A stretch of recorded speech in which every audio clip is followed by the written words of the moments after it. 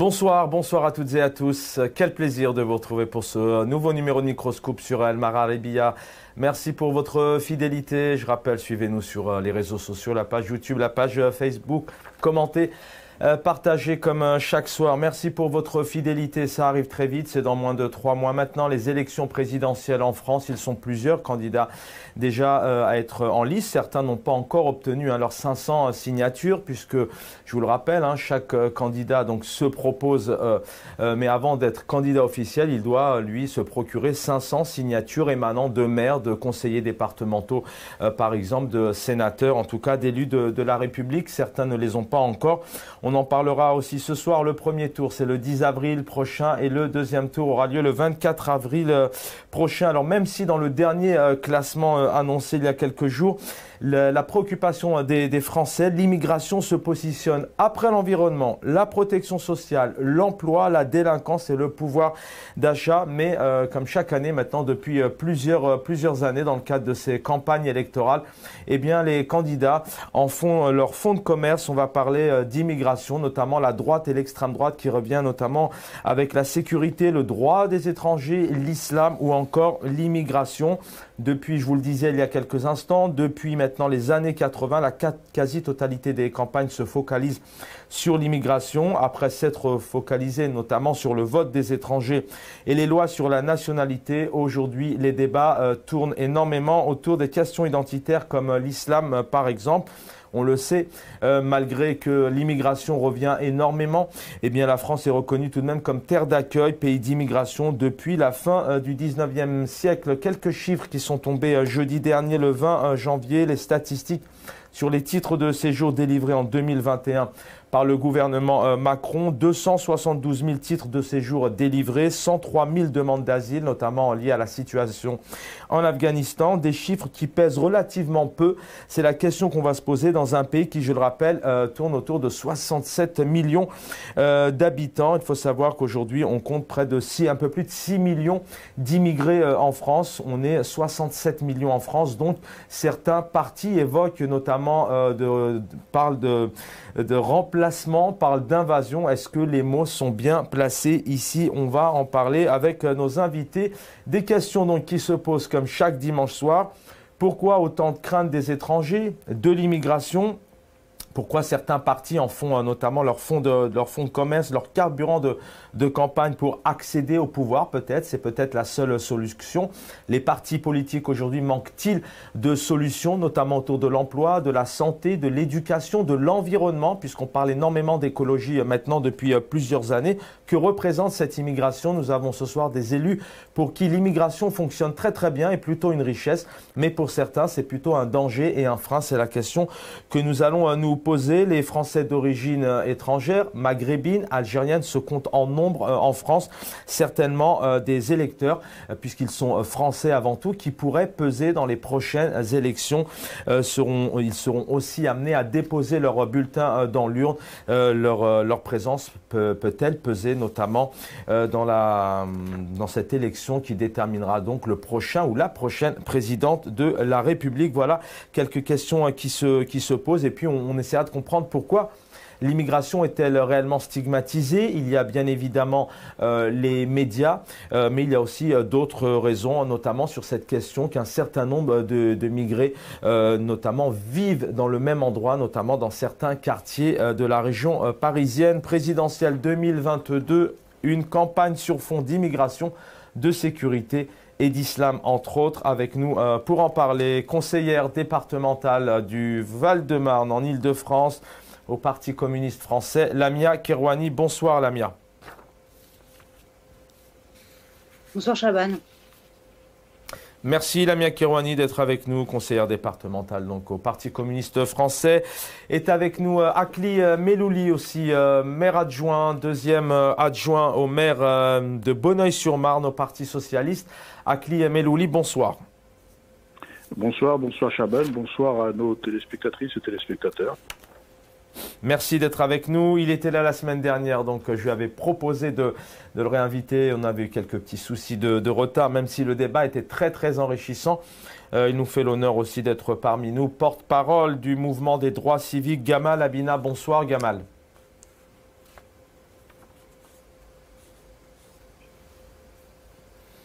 Alors, je ne vous ai pas entendu. Gamal Abina, est-ce que vous m'entendez? Je vous entends très bien, vous m'entendez? Pareillement, très très bien. Merci d'être avec nous. Et Anis El-Khama, bonsoir Anis El-Khama, analyste politique, psychologue qui est avec nous ce soir. Être parmi vous encore une fois et merci pour l'invitation. Et je salue tous les spectateurs qui nous suivent ainsi que toute l'équipe technique d'Al Maralebia qui est toujours sur le coup. Merci infiniment. Et oui, El Maralebia qui vous propose de revivre et de vivre avec quelques émissions tout au long de cette campagne et donner la parole à tout le monde, à tous les partis politiques qui accepteront bien sûr de venir. On est en direct et le but c'est vraiment d'échanger en toute liberté, de s'exprimer librement sur son opinion et les sujets qui nous préoccupent. Lamia Kirouani, donc le Val-de-Marne, c'est votre département. C'est un département aussi que je connais parmi tant d'autres en région Île-de-France. Une question d'abord, que représente pour vous cette immigration? Elle est stigmatisée pour certains. Pour certains, c'est plutôt un danger, même un frein. Pour vous, en général, cette immigration, c'est votre définition d'immigration, et c'est une richesse pour vous aujourd'hui. On peut en connaître les réponses, mais on aimerait avoir votre point de vue. Donc, rebonsoir à toutes et tous. Alors, l'immigration, pour moi, c'est une richesse, une ouverture sur le monde. On est dans un département, je vais parler de ce que je connais le mieux, on est dans un département d'1 400 000 habitants, dont près de 22% sont immigrés, ce qui comprend des étrangers et des personnes nées dans un pays non français et qui ont acquis la nationalité française. Et ce que beaucoup de Français et Françaises oublient, et l'historien Gérard Noiriel nous le rappelle assez souvent, 25% des Françaises et Français ont des origines étrangères. Et ce qu'on oublie également, c'est qu'en 1930, nous étions le pays qui comptant le plus d'immigrés et d'étrangers, bien plus qu'aux États-Unis à l'époque. Et c'est bien grâce à elles et à eux que notre pays a pu se construire et évoluer. Donc, non, l'immigration n'est pas un danger, l'immigration n'est pas un handicap, c'est plutôt un plus et une ouverture. Voilà ce que j'en pense. Et puis, dans votre département, vous êtes amené effectivement dans le cadre de vos campagnes aussi, puisque vous avez été réélu dernièrement en tant que conseillère départementale. Quelle est la recette, idéale? Il y a un vivre ensemble, ça fonctionne, il y a des associations, ça construit aussi ensemble. Il y a ce vivre ensemble avec cette richesse, cette mixité, ce multiculturalisme. Ça fonctionne apparemment bien chez vous. Comment est-ce possible? La question, pourquoi je vous pose cette question? Car pour certains candidats, on peut en citer certains, comme Valérie Pécresse par exemple, ou Éric Zemmour, notamment droite, extrême droite, et puis aussi pour Marine Le Pen, puisque ce sont les partis concernés qui stigmatisent énormément cette immigration. Pour eux, en tout cas, c'est loin, ils sont très loin de faire le constat que vous pouvez faire. En tout cas, c'est la question que je vous pose. Chez vous, ça fonctionne? Alors, la recette, c'est qu'en fait, qu'ils soient français ou d'origine étrangère, c'est qu'on fait tous société ensemble. Il n'y a pas de différence selon, enfin en tout cas dans le territoire que je connais le mieux, donc moi je suis d'Ivry-sur-Seine et du Val-de-Marne, il n'y a pas de différence entre ces hommes et ces femmes. Ce qui compte le plus, c'est de les considérer en tant que citoyennes et citoyens qui contribuent au quotidien à la vie de la cité. Vous avez évoqué ces candidats de droite et d'extrême droite. Aujourd'hui, j'ai presque envie de dire que pour eux, heureusement qu'il y a cette question d'immigration. Sinon, leur programme, il serait vide, ce serait des coquilles vides.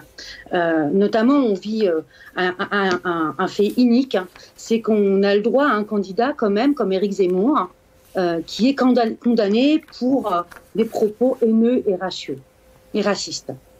Il est important de rappeler aussi qu'il a tenu des propos sur des mineurs isolés en les traitant de potentiels violeurs, voleurs et les stigmatisant. Son discours, qui est totalement un discours de haine et misogyne, raciste et homophobe, c'est dans la pire tradition et la poursuite de ce que l'extrême droite manie le mieux, en fait. Donc, c'est un discours qui a libéré la parole fasciste et raciste. Et je n'ai pas peur de dire fasciste quand je parle d'Éric Zemmour. Parce que c'est le terme qui me colle le mieux. Est-ce que vous pouvez comprendre ou peut-être apporter aussi des explications sur le fait qu'aujourd'hui il y ait un certain nombre de Français et de Françaises, hein, c'est-à-dire que ces 67 millions de personnes qui vivent dans ce pays, qui se posent aussi des questions autour de l'immigration. Il y a ces questions parfois liées aussi à la sécurité, puisque dernièrement d'ailleurs c'est Valérie Pécresse qui faisait un lien entre immigration et insécurité. Hein. Je cite, oui, il y a un lien entre immigration, islamisme et terrorisme. Il y a un lien entre immigration et insécurité, puisqu'on voit bien que 20% d'étrangers sont dans nos prisons. En tout cas, ce sont des arguments qui sont apportés par ces candidats-là et qui peuvent susciter aussi interrogation auprès de tous ces Français qui ne votent pas spécialement chez Marine Le Pen ou chez Éric Zemmour. Évidemment, c'est toujours plus simple d'opposer les personnes les unes aux autres que de s'attaquer au vrai problème sociétal que nous avons aujourd'hui. Aujourd'hui, on a un problème d'emploi, de logement. Et pour trouver les solutions, au lieu de combattre le capitalisme, on inculque des idées qui puissent retourner des hommes et des femmes les uns contre les autres. Moi, je n'y vois pas d'autres problèmes, y compris là où il y a le plus de montée de racisme ou de fascisme, c'est des endroits où il y en a le moins. Quand Valérie Pécresse, elle dit que 20% de ces prisons sont pleines d'étrangers, qu'est-ce qu'elle met derrière ce mot étranger? Un étranger, c'est quelqu'un qui n'a pas la nationalité française. Ou est-ce qu'elle parle de quelqu'un qui est d'origine immigrée, qui est un enfant de la France, comme n'importe quelle autre personne? Les immigrés, il n'y a pas que les musulmans comme on veut bien les stigmatiser. Un immigré peut être européen, asiatique ou autre chose, c'est pas forcément... Donc, c'est quelque chose... Il va falloir qu'on combatte ces idées-là. Il va falloir qu'on y mette fin à ces propos, à ces agissements et à ce qu'on veut inculquer dans la tête des uns et des autres. Il nous faut nous attaquer au capitalisme, à libérer les emplois, à mettre les moyens pour l'éducation, aux services publics et venir en aide aux plus nécessiteux. C'est ce qui est le plus simple à faire aujourd'hui et non pas de monter les uns contre les autres. Restez avec nous, Lamia Kirwani. Merci pour cette première intervention. Aklim Elouli, bonsoir Aklim Elouli, maire adjoint, donc la ville de Bonneuil-sur-Marne, Parti socialiste, bonsoir. D'ailleurs, je rappelle que le candidat au Parti communiste, Fabien Roussel, et puis Anne Hidalgo, donc maire de Paris, socialiste, qui a annoncé donc sa candidature il y a déjà plusieurs semaines. Aklim Elouli, pareil, d'ailleurs, vous êtes issu de l'immigration. D'ailleurs, on vous a déjà reçu. C'est pas un scoop. Pareillement pour vous, comme ça en quelques mots, quelle définition avez-vous de l'immigration en général? Il n'y a pas de définition particulière. C'est-à-dire qu'aujourd'hui, on a des hommes et des femmes, on a un monde qui bouge, donc on fait bouger beaucoup de choses. Donc le fait migratoire est un fait séculaire, c'est-à-dire que ça a toujours bougé. On le voit bien, y compris dans les pays d'origine, ils penseraient qu'il y aurait un truc. On voit bien que les gens ont été mélangés. Je prends le cas de mon pays d'origine qui est l'Algérie. Il y a eu des Espagnols, il y a eu des Italiens, il y a eu des Turcs. On voit bien quand même que le mouvement séculaire migratoire est un mouvement qui est millénaire, puisque en plus, quand je dis séculaire, c'est comme ça qu'il a bâti les sociétés. Et on a souvent tendance à effectivement, aujourd'hui, on le voit bien dans une campagne comme en Allemagne. L'Allemagne a eu une campagne présidentielle juste avant nous, enfin eux c'est surtout législative, et on voit bien que l'Allemagne, elle, n'a pas eu de problème, c'est-à-dire que c'était pas au cœur du débat. Au cœur du débat, c'était les préoccupations des Allemands, le pouvoir d'achat, le reste à vivre, la fin de mois, la fin du monde, enfin tous ces éléments qui font qu'on construit une société plus juste, plus humaine. Et après, on peut se battre projet contre projet, mais j'ai l'impression qu'effectivement en France, il y a une panne d'inspiration et on utilise des arguments fallacieux. C'est par exemple, on parle de multiculturalisme. Vous regarderez les jeunes dans les quartiers ou sur Paris, etc. Leur culture, ils ont une culture commune en réalité. C'est-à-dire que ces cultures s'enrichissent de la rencontre. C'est comme on l'a eu dans nos pays. En fait, les gens pensent qu'il y a du multiculturalisme. Il y a pas, il y a une culture et votre culture. Moi, j'ai qu'une culture. J'ai pas de double culture, contrairement à ce que les gens disent.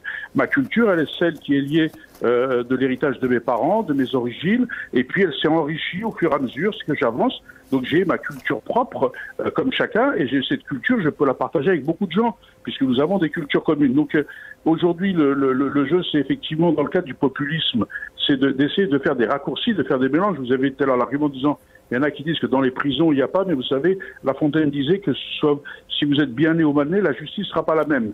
Donc effectivement, on peut penser que les gens sont plus facilement condamnables que d'autres, et on le voit. Donc il y a aussi ce sujet sur la justice. Quelle justice on veut? Il faut qu'elle passe de la même façon pour tout le monde. Donc cet argument, on peut le balayer très vite. Hein. Il y a eu des études. Moi, je vous renvoie des études. Ensuite, on dit aux gens que ils prennent leur emploi, ce qui est faux, parce que quand vous êtes chirurgien, vous pouvez pas prendre quelqu'un dans la rue pour faire chirurgien. Aujourd'hui, les hôpitaux français, on l'a vu avec la crise sanitaire. Il faut le rappeler aux Français. C'est grâce effectivement à tous ces Français, quelles que soient leurs origines, qui sont dans les hôpitaux, et y compris même des gens qui sont résidents, c'est-à-dire qui sont encore dressés, puisqu'on les appelle les médecins extracommunautaires, c'est eux qui font fonctionner nos urgences, etc. Si demain ils sont pas là, déjà ça fonctionne pas. Je prends que ce sujet-là et je pourrais en multiplier des tonnes de sujets. Donc je crois qu'on est dans un faux débat, et c'est normal que les gens se posent des questions sur le flux migratoire, sur la gestion de tout ça. Mais si on veut se poser des questions sur la question des flux migratoires, etc., il faut se poser la question aussi, pourquoi les gens bougent? Et si on veut se poser la question sur la planète, l'écologie, il faut aussi se poser la question de comment on améliore la vie des gens pour que justement ils prennent en considération un certain nombre de choses, puisqu'il y a des pays où des gens sont carrément dans la survie, il y a des pays qui sont en guerre, il y a des pays qui sont en difficulté. Donc on ne peut pas d'un côté créer des tensions un peu partout, et de l'autre côté s'étonner que les gens veuillent survivre et qu'ils essaient d'échapper à leur destin. Ça, c'est pas humain. Donc, à un moment donné, quelle que soit la vision de société, il faut qu'on replace les clés du débat. Et aujourd'hui, l'immigration, effectivement, la richesse, elle est dans la diversité, y compris dans démocratie. Dans une démocratie, la richesse se trouve dans le débat, dans la divergence des débats, pour que justement on puisse s'enrichir. Si on est tous uniformes, il ne faut pas confondre l'unité de la société française et l'uniformité. Et les gens ne défendent pas l'unité de la société française, puisqu'ils opposent des Français, ils défendent une uniformité. C'est-à-dire pour eux, d'ailleurs il faudra qu'ils nous définissent, c'est quoi effectivement un Français? Il faut qu'ils nous le définissent à partir de quand il est Français, c'est quoi sa couleur, c'est quoi ses cheveux, c'est quoi... Parce que si on veut pousser l'absurde jusqu'au maximum, on verra bien que leur raisonnement est absurde. Il faut souvent parfois pousser l'absurdité des raisonnements pour montrer aux gens que effectivement c'est l'absurdité du débat qui soulève. Et donc aujourd'hui, être français, pour moi, c'est quelqu'un qui respecte les lois de la République, et ça, tout le monde le fait. Et ceux qui ne le font pas, effectivement, ils doivent être sanctionnés. Mais qui dit le contraire? Et la sécurité, vous savez, elle commence aussi à la petite enfance. On voit bien aujourd'hui, par exemple, j'avais accueilli la dernière fois des personnes, on voit bien que quand l'État prend en charge la protection de l'enfance, il y a des choses, des violences qui leur sont commises alors qu'ils sont sous la protection de l'État. Donc quand on n'est pas capable d'assumer ces prérogatives, quand on dit qu'on va augmenter le nombre de policiers, la police vit des choses difficiles, les conditions de travail de la police sont difficiles. En interne, ils ont des problèmes dans l'organisation du travail. Et donc, si on ne règle pas les questions réelles, on peut juxtaposer les choses. Et ben, on va multiplier les problèmes. Au lieu que ces 10 qui avaient des problèmes, ben, on va avoir les mêmes problèmes. Donc, quand on n'a plus d'idées, quand on n'a plus de fond, quand on regarde plus la société en face, et quand on veut plus faire avancer les choses, et ben, on trouve des boucs émissaires. Et quand les gens vous amènent un bouc émissaire, méfiez-vous, ça veut dire qu'ils ont rien d'autre à proposer. Il n'y a pas ici peut-être une forme d'irresponsabilité aussi de ces hommes et ces femmes politiques. Alors pas tous, hein, bien évidemment, c'est un certain nombre, en tout cas sur l'actualité de notre débat ce soir autour de cette immigration, de la stigmatisation notamment aussi de l'islam, des étrangers. Il n'y a pas une irresponsabilité ici de certains hauts responsables politiques tout de même, puisque c'est le cas en balançant comme ça des mots, peut-être en déclenchant aussi une certaine violence verbale, puisque certains sont condamnés, hein, c'est pas un scoop, puisque je rappelle que Éric Zemmour, le polémiste d'extrême droite et candidat à la présidentielle, a été condamné à 10 000 € d'amende pour complicité de provocation, notamment à la haine, et complicité d'injure publique. Il a fait appel. Il y a tout de même un comportement irresponsable, peut-être, malgré qu'on soit en France, dans une démocratie tout de même, Alors après, chacun le qualifie comme il veut. Je pense qu'il y a surtout aujourd'hui un comportement machiavélique de certains qui essaient de récupérer des voix et qu'une banalisation des théories nauséabondes de l'exclusion, des philosophies excluantes, etc., qui est en train de se développer. Et donc les gens surfent sur la vague au lieu de répondre aux peurs des Français, aux interrogations, parce que c'est vrai que l'avenir fait peur et c'est normal. Et votre enfant, quand vous avez un petit enfant, si vous lui expliquez pas les choses, il a peur de sortir, il a peur d'aller de l'avant, et c'est à vous de l'encourager à aller de l'avant. C'est pas à vous d'augmenter ses peurs. Quand on augmente ses peurs, c'est qu'on n'a pas envie d'avancer. Et donc on voit bien qu'aujourd'hui ils attisent ces peurs-là, mais à des fins électoralistes. On est en train c'est la porte ouverte au populisme et y compris à la dictature. Quand on bafoue les libertés des gens ou la dignité humaine, c'est qu'effectivement on ouvre un autre système. On n'est plus dans la démocratie. Aujourd'hui, le vrai danger, c'est qu'aujourd'hui les gens doivent prendre conscience qu'on est en train de bafouer la démocratie au quotidien et que personne ne se bat pour la démocratie. Et que la démocratie doit être au cœur de nos sujets, même si effectivement la 5e République a des limites et qu'on doit aller vers la 6e avec les aménagements pour les contre-pouvoirs, etc. Parce que quand il n'y a plus de contre-pouvoirs, on voit bien que ça saute, et ben la démocratie est en danger. Et aujourd'hui, l'enjeu, il est démocratique. Et je dirais aussi aujourd'hui la responsabilité aussi de ceux qui ne vont pas voter. Parce que ces personnes prennent les listes d'émargement et ils voient qui vote et qui vote pas. Et donc, ils s'adressent à une partie de l'électorat. Cet électorat qui est captif, et donc ils essayent effectivement aujourd'hui, on le voit bien, de faire la danse du ventre à toutes ces personnes à qui on arrive à faire peur, et pas parce que pour certains c'est par peur ou par ignorance et tout ça. Et comme on n'a pas en face des politiques et moi je me fais essayer de gauche parce que j'ai rarement entendu les candidats de gauche, même si des fois ils sont pas allés sur ce terrain-là. Mais le problème c'est qu'il manque d'arguments pour accompagner un autre mouvement. Et aujourd'hui, on doit effectivement réfléchir à gauche sur la suite du XXe siècle. Et on l'oublie aussi, d'ailleurs, au passage, que beaucoup de gens sont morts pour la France. Et à l'époque, on se fichait d'où ils venaient. Et d'ailleurs, même la polémique sur le drapeau, peut-être que le soldat inconnu que tout le monde vénère, et c'est à juste titre, parce que c'est aussi une époque douloureuse pour la France et pour les Français, eh bien, peut-être que ce soldat inconnu, c'est peut-être quelqu'un d'Afrique du Nord, c'est peut-être quelqu'un de l'Afrique subsaharienne, de l'Afrique en général, ou des Comores, ou des Antilles, ou voilà, puisque c'est justement ceux de l'inconnu. Donc il pourrait être de toutes ces origines qui ont combattu pour la France.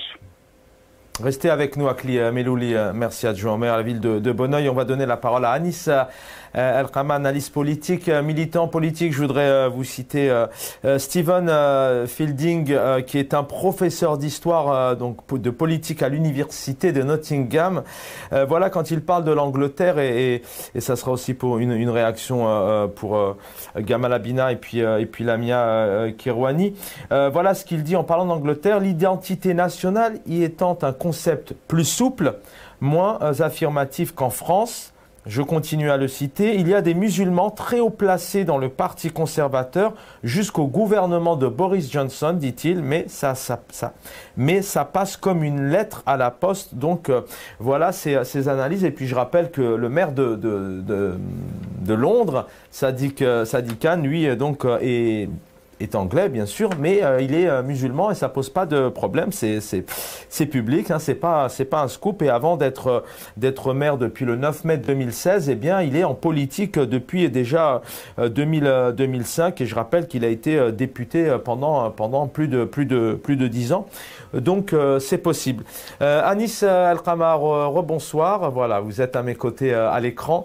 Une réaction sur ce que vous avez entendu. Vous êtes aussi donc vous êtes originaire d'Algérie. Voilà, vous vivez en France, une remarque sur cette richesse tout de même qui est l'immigration et qui apporte énormément. Dans quelques instants, on va évoquer aussi avec vous quatre cette diaspora maghrébine, le Maroc, la Tunisie, énormément l'Algérie qui pourrait aussi peser, puisque ce sont des Français qui vivent en France et qui pourraient peser dans les élections, notamment sur ce premier tour du 10 avril prochain. Alors merci encore pour l'invitation. Je tiens juste à préciser une chose. Moi, je ne suis pas d'origine algérienne, je suis uniquement algérien. Donc il est important de préciser d'où l'on part et d'où l'on parle. Moi, je n'ai pas la nationalité française. Je suis arrivé l'âge de 20 ans en France pour faire des études et je me suis installé plus tard pour travailler. Donc je suis un blédard et fier de l'être. Et je salue mes frères qui sont de français franco-algériens. Et je suis très très content de pouvoir discuter avec eux avec un grand plaisir pour pouvoir échanger entre nous et enfin pouvoir parler de ce qui nous intéresse et de nos intérêts parce qu'il faut savoir être pragmatique et ne pas se bercer d'illusions, de discours de bisounours. Moi, je les invite à être très pragmatiques. Je les inviterai très fraternellement, parce que je les considère avant tout comme étant algériens, à réfléchir à leurs propres intérêts. Leurs propres intérêts s'articulent pour moi sur 2 points. Le premier point est la capacité à améliorer leurs conditions de vie ici. Le deuxième point est aussi de réfléchir à avoir une terre de repli en cas de conflit majeur, parce que je ne vais pas l'apprendre à des personnes qui sont sur ce plateau, mais il y a des crises économiques qui sont prévisibles. Il y a une crise financière qui selon beaucoup d'analystes, risque d'arriver à cause, entre autres, de tout l'argent qui a été injecté de manière irréfléchie, le whatever it takes de Macron et d'autres personnes en Europe et aux États-Unis. Et donc, on risque d'avoir le contre-coup de tout cet argent-là investi dans la finance. Donc, le premier point est de savoir comment ils peuvent voter et comment on peut constituer un lobby, n'ayant pas peur des mots, parce que les lobbies, ça existe de manière formelle et de manière officielle en Belgique. Donc, si vous allez à Bruxelles, vous allez rencontrer des lobbyistes qui ont des cartes de lobbyistes. En France, ça existe aussi, il y a des lobbies pharmaceutiques et des lobbies pieds noirs. Il y avait des lobbies pieds noirs, il y a un lobby arménien. Il y a un lobby aussi des béquets aux Antilles. Et donc, pourquoi pas avoir un lobby qui serait le lobby algérien, plus généralement le lobby maghrébin, pour pouvoir défendre nos intérêts, notre qualité de vie ici. Donc, pour moi, de l'analyse que je fais du spectre politique, et je me dis, encore une fois, je vous le dis, moi, je suis extérieur à ça, j'ai choisi de ne jamais m'intéresser, de ne jamais m'appliquer ou de jamais m'impliquer en politique française par cohérence, c'est un choix personnel. Je ne fais que de la politique algérienne.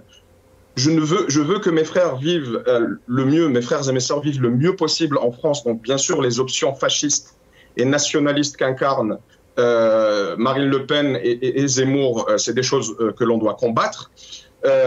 Pourquoi on doit les combattre? Parce que tout simplement, il y a des racistes et il y a des plus que racistes, et il y a des degrés dans le racisme. Pour qu'on soit clair, depuis mon arrivée en France, j'ai vu du racisme du spectre de l'extrême gauche jusqu'à l'extrême droite. Le Parti communiste ou les anarchistes, etc., ne sont pas non plus sains, ils sont peut-être moins racistes que d'autres. Le racisme s'exprime peut-être à travers des biais un peu détournés, un peu indirects. Mais lorsqu'on parle de Zemmour ou qu'on parle de Marine Le Pen, c'est un extrémisme fasciste des plus sordides. D'ailleurs, on voit que ça ne s'applique pas uniquement contre nous, les personnes entre guillemets musulmanes ou identifiées en tant que musulmans, parce qu'il y a des athées algériens qui vivent en France qui sont quand même considérés comme musulmans. Je vais rappeler un peu, faire la métaphore de Sartre, qui était athée mais quand même juif dans les yeux des Français. Donc, pour revenir à ce que je voulais dire, voilà, ce fascisme-là doit être combattu de toutes les manières possibles, en faisant toutes les alliances possibles. Et quand je dis toutes les alliances possibles, en votant contre le Front National et contre les fascistes au deuxième tour. La deuxième chose aussi, c'est qu'on doit réfléchir à l'intérêt de notre pays. Parce que, comme je vous l'ai dit, ça commence à sentir mauvais. On commence à avoir des tensions qui n'existent pas qu'en France, d'ailleurs, hein. Le FPÖ en Autriche, en Angleterre aussi, même si c'est un peu plus ouvert, mais il y a le UKIP anglais, il y a la Ligue du Nord en Italie. Il y a une lame de fond qui s'explique aussi à travers la crise économique, comme celle qu'on a vécue après 1929, qui a préfiguré la crise de l'arrivée des nazis et des fascistes en Allemagne. Et donc de réfléchir à une solution de repli. Quelle est cette solution de repli? C'est l'Algérie. C'est le deuxième passeport que vous avez, que vous ne sortez uniquement pour pouvoir aller en vacances dans les hôtels et venir nous voir et venir nous rendre visite avec grand plaisir. Mais sachez que ce passeport-là peut être aussi une bouée, une issue de secours, peut-être pour une période, peut-être de manière pérenne. C'est une chance que nous avons, que les Afro-Américains n'ont pas eu. Ils ont été arrachés à leurs racines. Ils ont été, sauf une tentative qui a été faite au Libéria de rapatrier, de réintégrer, de faire des pépinières de réintégration des Afro-Américains au Libéria, mais ça a été très très mal fait.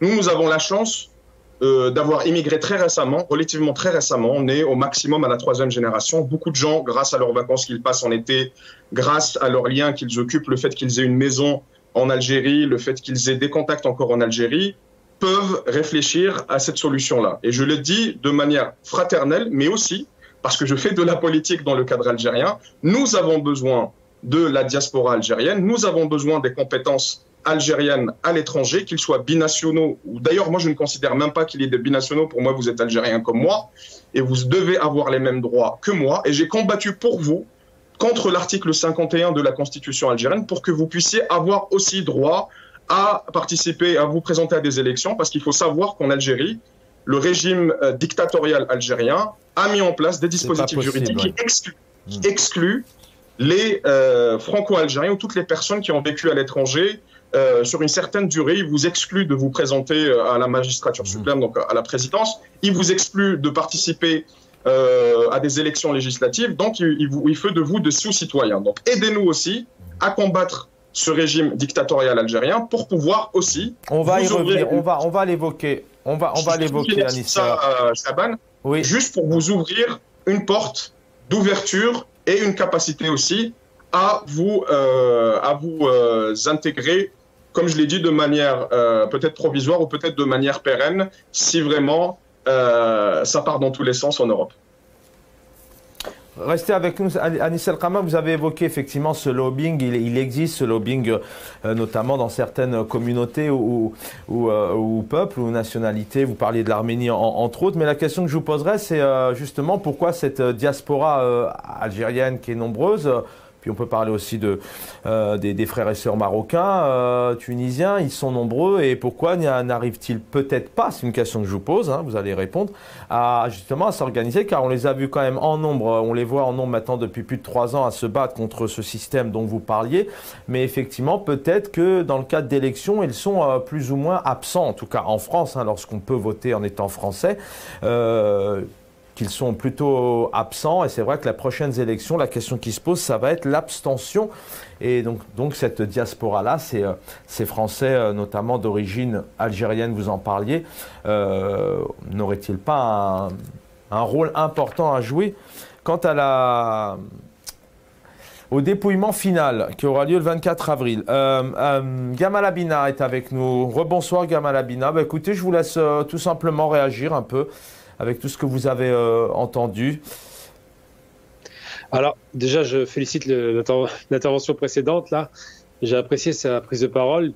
Donc, pour l'essentiel, il a raison. D'abord, on est tous algériens, c'est pas discutable. Et on est ce que nos parents sont. Ça commence par le début. C'est-à-dire que j'entends beaucoup en ce moment d'Algériens me dire l'origine de mes parents, c'est la même. Ensuite, et surtout, c'est vrai qu'il y a une base de repli possible pour les Algériens. Il a évoqué effectivement l'histoire par rapport aux Nord-Américains et une mauvaise stratégie sur le Libéria, qui était quasiment presque une colonisation, malheureusement, des Nord-Américains. Mais il y a une réalité. Alors, par rapport à ces questions, on a parlé de Zemmour, qui nous parlait, il y a encore 10 ans, je le rappelle, de 80% de Maghrébins ou d'Africains dans les prisons. Aujourd'hui, il est descendu à 25%. Ça nous rassure. C'est une progression positive de la part de la propagande d'extrême droite. Mais en vérité, l'intervenant nous a expliqué tout à l'heure que les fascismes sont montés puissamment en Europe avec la crise de 29. C'est vrai que la crise a accéléré la montée des fascismes, mais c'est pas la crise de 29 qui a installé le fascisme en Italie. C'est une mentalité générale européenne qui a une tendance au repli identitaire et qui a évidemment une tendance au pogrom. Ça a été souvent le cas pour les Juifs ou pour les Arabes en Espagne d'Andalousie. Et cette idée de se dire qu'ils sont assiégés et donc qu'ils doivent expulser des populations vues comme étrangères, parce qu'évidemment, physiquement, on est reconnaissable immédiatement, eh bien, c'est une idée qui dure depuis très longtemps. Il faut se rappeler de l'Algérie, hein, simplement, hein, des pogroms qui étaient au début du siècle dernier, qui existaient en Algérie sur les Juifs et les Algériens. C'est une multiplication comme ça d'actions violentes qui font que la crispation politique aujourd'hui est montée à son paroxysme absolu en Europe, pas seulement en France. Le seul pays, à la limite, qui est tiré un enseignement de son passé nazi, son passé fasciste, c'est l'Allemagne, parce que l'Allemagne a été dénazifiée. En France, il n'y a pas eu de dénazification ou de dépétainisation. En Autriche non plus, d'ailleurs. C'est pourquoi l'Autriche a une extrême droite très puissante. Et tous les pays qui ont été des véritables axes nazis d'Europe centrale n'ont pas été dénazifiés. C'est ce qui a posé problème, ce qui pose problème aujourd'hui. Mais en France, c'est plus grave encore, parce que la France a un rapport délétère avec le monde arabo-musulman, et je parle des arabo-musulmans pour inclure tout le Maghreb et l'Afrique noire en général, musulmane surtout, puisque c'est l'essentiel du contingent africain en France. La problématique qui se pose, c'est qu'ils sont en crise économique, et c'est vrai de le rappeler que la crise économique est un accélérateur de radicalisation de la part d'une certaine classe politique, mais ce qui est inquiétant, c'est que la classe politique s'est extrême droitisée. Alors, il faut voir un peu le nombre de visas délivrés qui sont en chute libre radicalement, particulièrement sur les Africains. Il faut rappeler que l'acquisition de nationalité, entre 2010 et 2020, on est passé de 90 000 à 40 000, la moitié.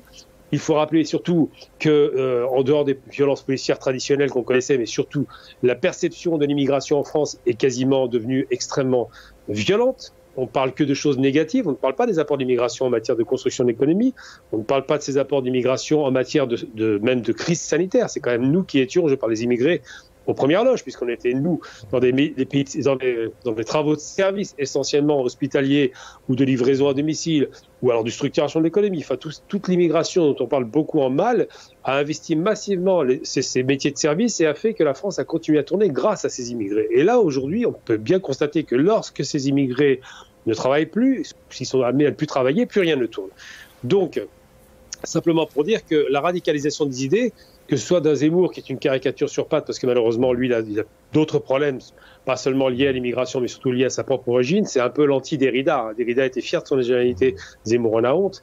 Mais indépendamment d'Éric Zemmour, justement, et on en parle encore assez ce soir, mais indépendamment de ça, on se rend compte quand même déjà depuis plusieurs élections présidentielles que cette question d'immigration est sur la table. Hein. Je le disais déjà depuis 1980, on se focalise énormément sur les étrangers, le droit des étrangers, l'immigration, la sécurité. Encore aujourd'hui, vous le disiez, on parle effectivement malheureusement jamais de cette immigration positive. D'ailleurs, c'est Bernard Tapie qui disait j'invite tous les étrangers peut-être à arrêter de travailler pendant 2 semaines et on verra ce que donne l'économie française. Mais pourquoi aujourd'hui la politique française, notamment les hauts responsables ou les candidats, en sont-ils arrivés là justement? Est-ce qu'ils n'ont plus de... Est-ce que c'est le pouvoir, encore une fois, qui fait rêver, comme dans un pays comme la France? Est-ce qu'il n'y a pas réellement d'idées? Lamia Kirouani l'évoquait tout à l'heure. Il y a des priorités. D'ailleurs, ce sont aussi les classements qui viennent de sortir. Il y a l'emploi, la santé, l'éducation, l'environnement. Pourquoi aujourd'hui, ces candidats-là en arrivent réellement à évoquer cette thématique d'immigration? Là, j'ai évoqué un personnage que vous connaissez bien, Zemmour, parce qu'il est proche de nous, en vérité, sur un plan culturel et ethnique. Mais pourquoi j'évoque ce personnage? Parce que c'est un pion. Zemmour n'est pas un idéologue très, très solide, ça n'est pas un homme très intelligent, il n'a pas une grande culture, contrairement à l'idée reçue. Il a souvent des contradicteurs qui sont faibles. Mais celui qui est derrière Zemmour, c'est lui qui m'intéresse. C'est monsieur Vincent Bolloré. Et là, on a le nœud du problème. Vous avez évoqué le fait qu'effectivement, l'immigration, depuis exactement 40 ans, c'est pas vieux, 40 ans, c'est-à-dire que sous l'époque Giscard, il n'y avait pas ces problèmes d'immigration. On n'en parlait pas, bien au contraire. On avait fait le regroupement familial parce que l'économie n'était pas du tout impactée par la crise, contrairement à l'idée reçue. La France n'a été impactée qu'en 79. En 73, il n'y a pas eu de boycott, les Français n'ont pas eu de problème, puisque c'est le seul pays qui a considéré que la guerre de 73 était légitime pour l'Égypte. Donc ils n'ont pas été boycottés. Mais les années 70, c'était des années heureuses. Donc l'immigration n'était pas un problème. Arrive François Mitterrand, dont on sait parfaitement son rapport délétère avec l'Algérie française, qui, dans une stratégie parfaitement réfléchie, et ça je l'ai su de la part de Roland Dumas, donc j'invente rien, j'ai eu l'occasion de faire un débat avec lui à la télévision, qui disait qu'effectivement Mitterrand a fait monter volontairement l'extrême droite afin de garantir, parce qu'il était dans une situation très difficile sur le plan politique, il ne pouvait pas être élu en 88, de garantir la fragmentation de la droite. C'est ce qu'a fait Mitterrand. Donc Le Pen, qui ne pesait rien aux élections, du jour au lendemain a été monté en boucle et a obtenu des résultats considérables parce que Mitterrand a travaillé dans ce sens-là. Mitterrand qui n'était pas un ami des Arabes, n'oublions jamais ça. Et donc Mitterrand a travaillé pour sa réélection. Donc on a utilisé l'immigration pour pouvoir obtenir la réélection de la gauche qui était en difficulté. Ensuite, à nouveau, on se rend compte qu'il y a les années 90 qui passent, la guerre du Golfe, donc des prétextes de la détestation des Arabes, et à nouveau on met au devant de la scène l'idée que les immigrés sont un problème. Encore une fois, les politiques s'emparent de la question. Et depuis quasiment 4 ou 5 élections maintenant, le seul référentiel qui devient une sorte de curseur de réflexion, de curseur de jugement pour la population qu'on essaie de radicaliser, parce que la population n'est pas encore radicalisée, c'est l'immigration. Et là, je fais un parallèle qui est intéressant avec l'Allemagne nazie. Pourquoi? Parce qu'en Allemagne, 6 millions de chômeurs comme en France aujourd'hui. En Allemagne, pas de solution économique comme en France aujourd'hui. Et en Allemagne, on a 1% de la population qui représente rien. C'est 600 000 juifs. Eh bien, les Allemands, les nazis allemands, pour être très précis, donc les politiques allemands, ont tout fait pour que les Allemands finissent par détester les juifs. Ça n'a pas marché au départ, il faut le savoir. Ça a duré des années avant que ça n'arrive. Eh bien, c'est pareil en France. On radicalise les Français. Évidemment, les attentats n'arrangent pas les choses. Mais avec l'idée que l'immigration est un problème, que c'est elle qui freine la France, qui met la France en difficulté, qui crée de la sécurité, parce qu'il y a quelques 2-3 voyous dans les banlieues, c'est que toute la France est en danger, que la France va être grand remplacée, ce fameux grand remplacement de Renaud Camus. On met ça en avant pour donner le sentiment que l'immigration est le principal problème. Malheureusement, ça n'aboutit, enfin, fort heureusement pour nous, ça ne fonctionne pas pour ces politiques-là. Ils n'arrivent pas à mettre dans la tête des Français que la première priorité, c'est pas l'immigration, mais c'est l'économie. Les Français ont peur d'être au chômage. ont peur d'une déliquescence économique. Et avant de donner la parole à Lamia Kirouani, c'était ça ma question. Est-ce qu'aujourd'hui, le fait peut-être de stigmatiser, d'utiliser cette immigration, en tout cas ces thématiques-là, c'est le fait qu'aujourd'hui, il n'y a aucun candidat qui a des solutions, qui peut réellement tenir les rênes de ce pays qu'est la France, parce qu'il y a des choses à régler. Est-ce que, ce n'est pas l'une des raisons, justement, dans le cadre notamment de programmes, parce que pour l'instant, on n'est pas réellement entré dans les programmes précis des uns et des autres, mais est-ce que ce n'est pas ça, avant de donner la parole, d'ailleurs, sur la même question à Lamia Kirouani, parce que c'est ça la vraie question. Est-ce qu'aujourd'hui, ces candidats-là qui utilisent, alors l'histoire, et c'est bien de nous rappeler ces éléments d'histoire, mais d'utiliser à longueur de journée, effectivement, ces priorités dans le cadre de leur programme, est-ce que c'est parce qu'il n'y a pas de solution, notamment dans le cadre de l'emploi, dans le cadre de la santé? Le service public est aussi en danger en France. On a vu, notamment dans le cadre des hôpitaux, même si c'est un pays qui avance, où il y a des moyens, c'est très difficile pour le professeur, tout ce qui est en tout cas dans le corps médical. Vous savez, je vous réponds très simplement. Oui, vous avez mis le doigt dessus. Ils n'ont pas de solution parce qu'ils n'ont pas de programme. J'ai regardé les programmes des différents intervenants. Essentiellement, ils mettent en avant des questions périphériques parce qu'ils ne savent pas comment faire. Alors, je vais poser la vraie question. Plus d'une fois, j'ai provoqué un des candidats que vous connaissez, M. Z, à un débat direct parce que je voulais attaquer sur le terrain des idées économiques. Mais pas seulement lui, Mme Pécresse de même. Le problème, c'est que c'est un pays qui aujourd'hui est surendetté, qui n'a pas les moyens de faire face à sa dette et qui n'a pas le courage, je parle des politiques, qui n'ont pas le courage de dire on arrête de payer la dette, on va geler la dette et on va relancer l'économie par le travail. Ils ne peuvent pas le dire parce que malheureusement, la droite est essentiellement dans l'ultralibéralisme. C'est ce que sont les candidats, que ce soit l'extrême droite de Le Pen en passant par Zemmour ou Pécresse. Ce sont des ultralibéraux qui ne peuvent pas remettre en question le principe de la libre entreprise. C'est une chose, mais surtout de la dette à rembourser. Donc comme cette droite-là ne va pas parler de la dette parce qu'elle ne peut pas en parler, elle préfère déporter la question sur une minorité faible. Et je le rappelle toujours, les immigrés sont des gens faibles qui ne sont représentés par personne et sont défendus par personne, si ce n'est un petit peu l'extrême gauche, c'est vrai, il faut leur donner ce crédit, mais personne n'est là pour les défendre. Ils sont faibles et donc on tape sur le faible parce qu'il n'y a pas de risque. On ne tapera jamais sur le fort et sur la finance internationale parce que là, les risques sont considérables. Et donc la réponse, effectivement, à votre question, c'est qu'ils n'ont pas de réponse. Il suffit de regarder leur programme, c'est à hurler de rire tellement c'est pathétique. Ils n'ont pas de réponse à donner pour relancer l'économie, ils n'ont pas de réponse à donner pour pouvoir augmenter ce que j'appelle l'assiette fiscale, donc la capacité à créer la richesse pour avoir plus de capitaux pour financer l'État. Et comme ils n'ont pas de réponse, eh ben, ils vous disent quoi? Immigration. C'est le mot magique, c'est facile, personne ne défend les immigrés et on se défend sur la minorité.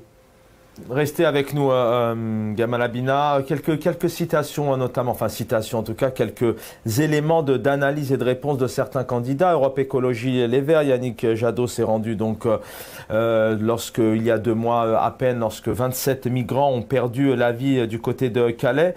Voilà ce qu'il dit. On n'est pas nombreux à dire aujourd'hui que l'immigration n'est pas un problème. Jean-Luc Mélenchon, la France Insoumise, dimanche dernier, voilà ce qu'il dit. Le facteur numéro 1 de progrès dans l'histoire de l'humanité, je le rappelle juste pour qu'on s'en souvienne en parlant de l'immigration.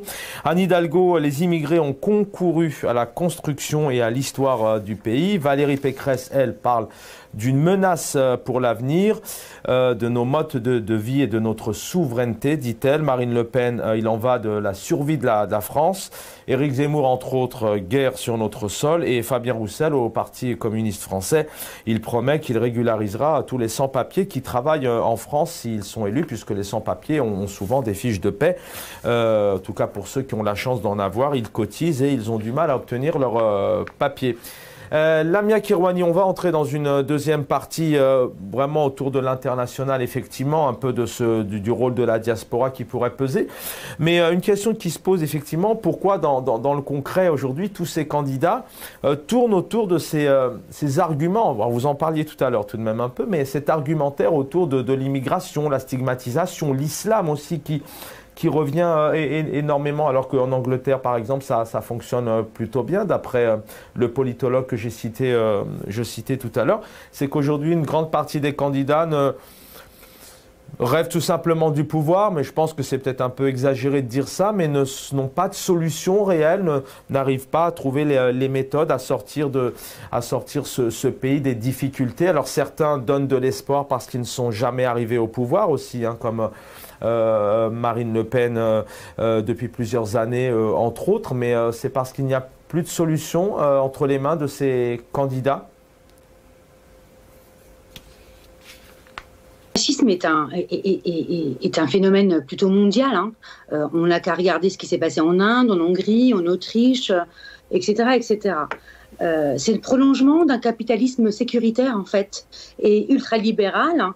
Et pour combattre ce racisme, il nous faut combattre le système économique, comme je l'ai dit au début de l'émission. Il nous faut combattre un modèle économique capitaliste qui repose sur la domination de quelques pays sur le reste du monde.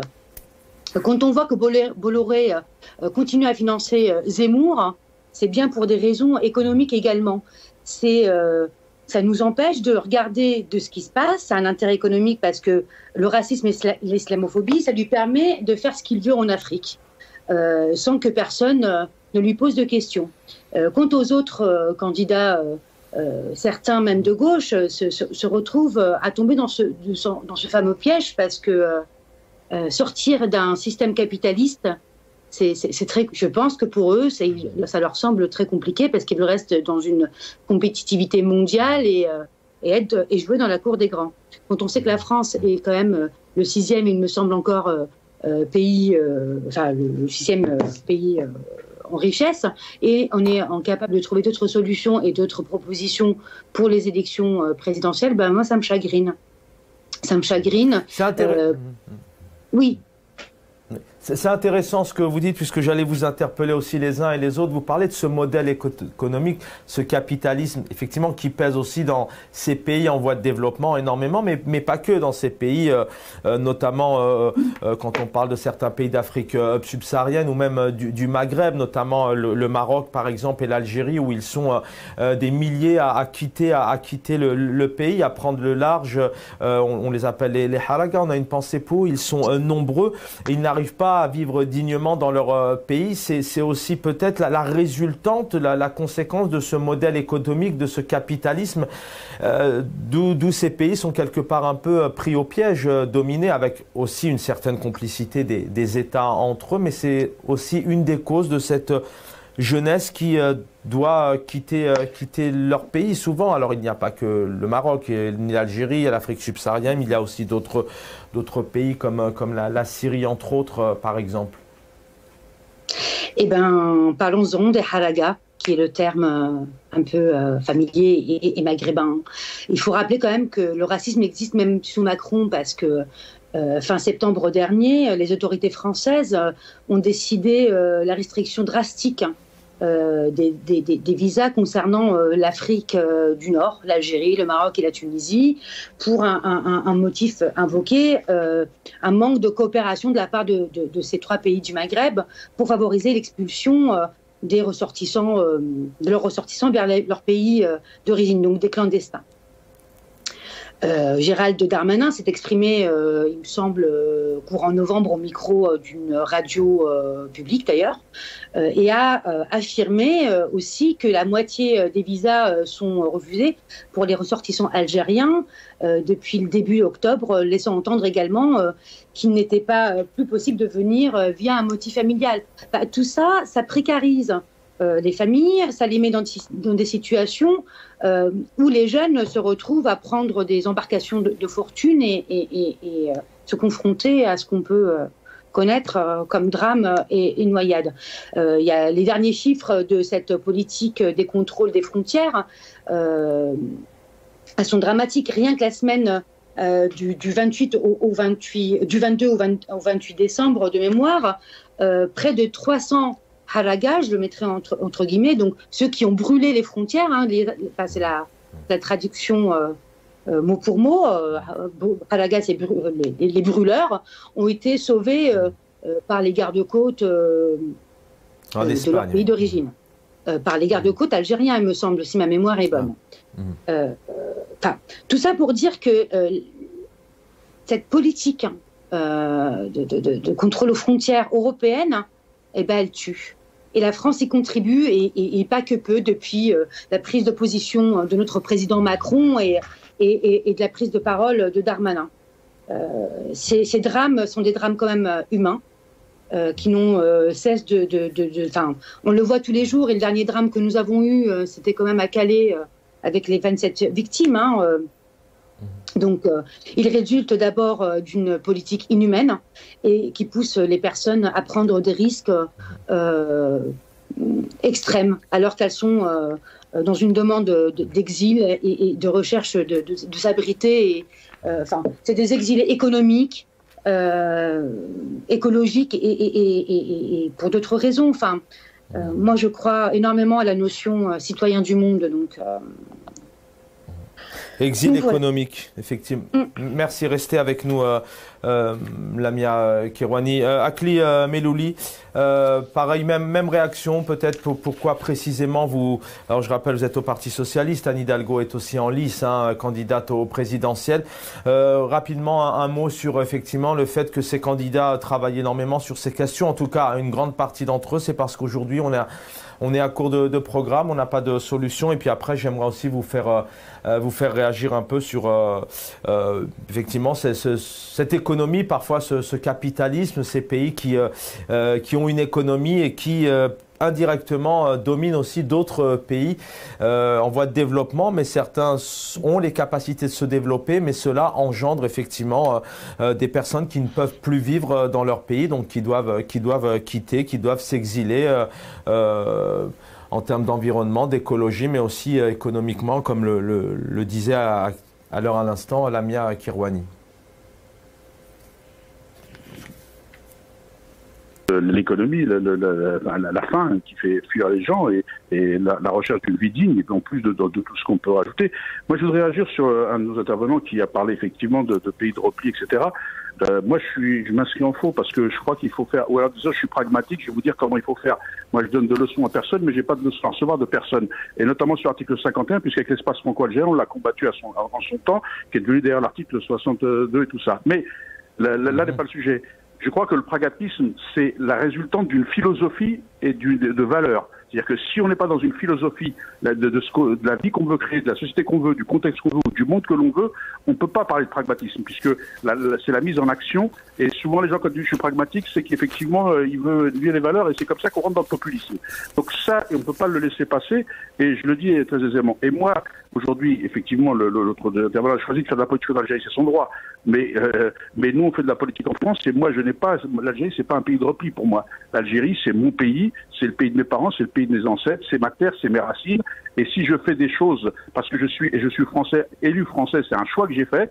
Je suis loyal avec mon pays d'accueil, c'est mon pays, mais je suis légitimement attaché à mon pays d'origine. Et quand je fais pour mon pays d'origine, je ne le fais pas par calcul, et je le fais pour mon pays, et au-delà pour l'Afrique, et au-delà pour le monde, parce que je me bats pour des valeurs, pour la dignité humaine, pour essayer de défendre. Parce que sinon, ce genre de discours, c'est aussi ça qui fait grimper les extrémistes et les fachos, parce qu'ils disent, vous voyez, ils veulent se replier, c'est pas des vrais Français, c'est pas des vrais citoyens. En fait, ils investissent pas. Donc, il faut faire attention de ne pas non plus donner le bâton pour se faire battre de l'autre côté. Ça, c'est aussi une réalité. Et sur l'économie, aujourd'hui, bien sûr qu'il y a un système, même le capitalisme est inversé. Avant, je vais vous dire comment fonctionnait, c'est-à-dire que le capitalisme, en réalité, c'est les gens, ils travaillaient, donc on prenait de l'argent, les bénéfices étaient, d'abord, on payait les salariés, là, après, on investissait dans l'outil d'entreprise, et ensuite, on versait des dividendes, qui étaient de l'ordre de 4, 5, et c'était déjà beaucoup. Aujourd'hui, on a même inversé le capitalisme, c'est-à-dire qu'aujourd'hui, vous recevez d'abord les gens qui ont mis des fonds d'investissement, tout ce qui s'est créé, ont mis en place un système qui, au-delà de 20%, c'est-à-dire du truc de chiffres, c'est pas rentable. Donc les entreprises, alors qu'à 3, 4, 5%, ça s'est vu avec les coopératives, c'est rentable, c'est pas rentable. Donc d'abord, vous versez les dividendes qui sont de 20%. Ensuite, avec le reste, vous payez les salariés. Donc quand il n'y a pas assez, eh ben, vous licenciez. Et comme il n'y a plus d'argent après, vous n'investissez pas dans l'outil. Et on s'étonne qu'en France, notre industrie périclite. Parce qu'il n'y a plus de fonds pour la recherche, il n'y a plus d'innovation, il n'y a plus d'investissement. D'ailleurs, tous les brevets innovants d'entreprise partent à l'étranger et c'est là qu'ils sont mis en place. Donc il y a effectivement aujourd'hui tout un système, et l'économie, c'est pas des raccourcis. Aujourd'hui, c'est de savoir quel modèle on veut de société. Parce que je suis pas sûr qu'on veuille tous la même économie, déjà tous les 4 ou tous les 5 ou tous les 10, parce que c'est quel système on veut. C'est-à-dire que si on veut remettre effectivement l'humain, la dignité, la vie, l'alimentation. Et donc du coup, derrière découle la question écologique. La question écologique, c'est pas de dire on veut plus de ça, on va mettre des éoliennes, parce que Ça a aussi des incidences sur l'écosystème, les oiseaux migrateurs, mais on n'a pas le temps d'en débattre de ça. Mais en fait, on soulève un sujet complexe et on donne une réponse simpliste qu'on sait qu'on ne va pas tenir. Et donc, du coup, on embrouille encore les électeurs et donc on fait encore des gens mécontents. Donc, je pense que quel que soit, moi je le dis aisément pour mon parti, ça fait 30 ans, aujourd'hui si on est là, c'est parce que ça fait 30 ans qu'on n'a plus travaillé et ça fait 30 ans que la gauche n'a plus d'idées de gauche.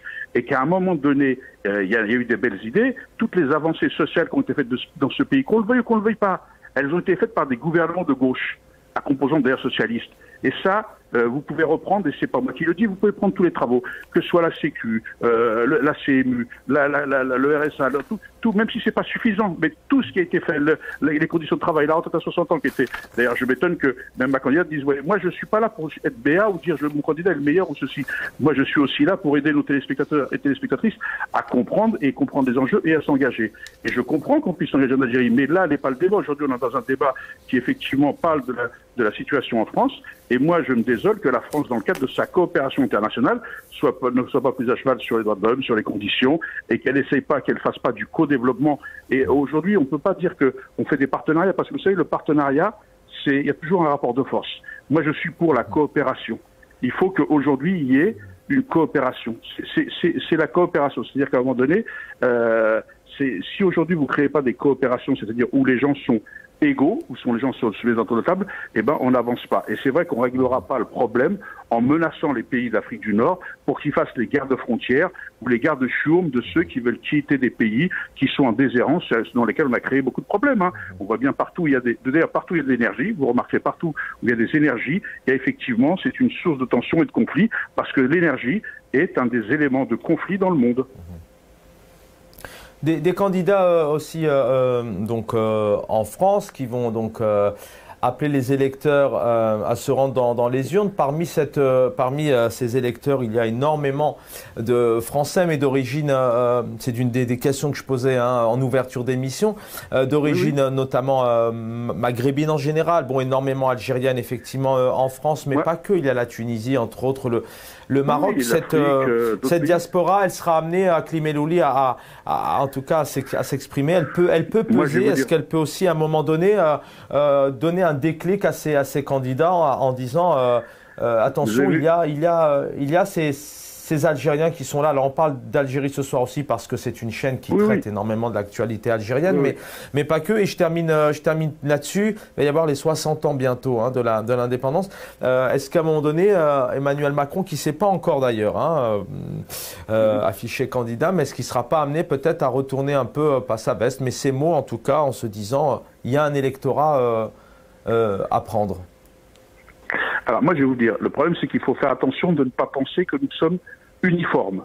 Donc vous l'avez vu, Lamia est à OPC, je suis au PS, d'autres sont à droite, d'autres sont ailleurs. La question c'est pas de savoir si on fait un lobby ou pas un lobby, parce que de toute façon le lobby ça veut absolument dire, c'est-à-dire que la question c'est sur quelle valeur on le fait. Et moi ma vraie question c'est qu'aujourd'hui, ce que j'ai envie de leur dire à toutes ces personnes qui sont de la diaspora, c'est déjà de voter. Ils votent pour qui ils veulent, parce que moi j'ai pas à leur dire, j'ai pas la prétention de dire aux gens pour qui il faut voter. Ça s'appelle la démocratie. Et moi je suis à cheval sur la démocratie. Je peux défendre mes arguments pour qu'effectivement leur dire que ce sont les valeurs que je partage, s'ils les partagent, qu'ils nous rejoignent. Mais à un moment donné, le problème c'est comme ils votent pas, on le voit bien sur les listes d'émargement, eh bien les gens ne leur parlent plus. Donc en fait, si ils pouvaient ne serait-ce que voter même blanc, au moins on voit qu'ils ont émergé, qu'ils votent. Et donc, ça va amener les candidats aussi à revoir leur discours, parce que les gens votent sur des segments aujourd'hui. Vous avez vu que la politique, c'est plus aussi une affaire d'intérêt général, c'est-à-dire qu'on ne défend plus l'intérêt général, on est dans des segments, vous l'avez vu, vous qui êtes journaliste, vous le savez mieux que moi, on est dans des segments. Donc en fait, on parle à des segments de gens. Donc eux, ils parlent à des segments de gens qui sont captifs et qui votent. Donc comme, entre guillemets, les enfants issus de l'immigration dans les quartiers populaires, etc., votent moins que les autres, et ça, c'est pas moi qui le dis, on le voit dans les émargements, eh bien, effectivement, on pense que c'est pas un segment porteur. Et j'ai eu le débat déjà en 2012, pendant l'élection de Hollande, où certains lui avaient dit de faire la passe sur les quartiers populaires, puisqu'en disant que ça vote pas. Et d'ailleurs, grand bien lui a fait de ne pas le faire, parce qu'il a été élu grâce à ces voix-là, avec ce que l'on sait. Et donc je dis déjà, pour moi, c'est pas de leur dire vous êtes ceci, vous êtes cela. J'ai pas la prétention, et j'ai la modestie d'être qu'un citoyen comme les autres, même si je fais de la politique, j'essaie de représenter ceux qui me font confiance, mais en tous les cas, de leur dire faites déjà cet acte-là, inscrivez-vous sur la liste électorale, votez. À partir du moment où vous voterez, vous serez une force. La force, c'est effectivement notre arme, c'est le bulletin dans l'urne. Et à partir de là, vous verrez qu'effectivement, beaucoup de discours changeront parce qu'ils ne pourront pas savoir pour qui ils ont voté, mais en tous les cas, ils sauront que ça vote. Et aujourd'hui, on parle aux gens qui votent, et toute cette dérive sécuritaire, facho, etc., elle est porteuse parce qu'on essaie de capter tous un même électorat qui sont les nostalgiques de l'Algérie, parce que vous remarquez que l'Algérie revient en boucle dans ce truc-là, qui leur a demandé, parce que il y a effectivement aujourd'hui encore un passé qui a du mal à passer, et donc il y a effectivement un électorat qui lui est captif, et cet électorat, on essaie de le capter parce que on est aujourd'hui dans des stratégies de premier tour, mais ceux qui sont dans ces mauvaises stratégies vont avoir du mal au deuxième tour, parce que la France, c'est quand même pas un pays raciste, même si il y a des actes et tout ça, mais on peut pas, comme certains qui disent que la colonisation, c'est pas un crime contre l'humanité. J'ai l'impression que la colonisation, c'est en fait, il y a eu des géos, c'était le Club Med, quoi. Il y a des mecs qui sont venus pour abuser les gens qui vivaient là-bas, parce que ils sont pas. Et de l'autre côté, j'entends sur les plateaux en disant, oui, mais quand ils viennent chez nous, mais là, on avait été chez eux. Vous voyez. Donc, à un moment donné, il faut qu'on clarifie les termes, il faut que nous aussi on clarifie nos positions, et surtout que dans nos propos ou dans nos discours, eh bien, on ne soit pas non plus les alliés objectifs de ceux qui veulent nous stigmatiser, nous discriminer.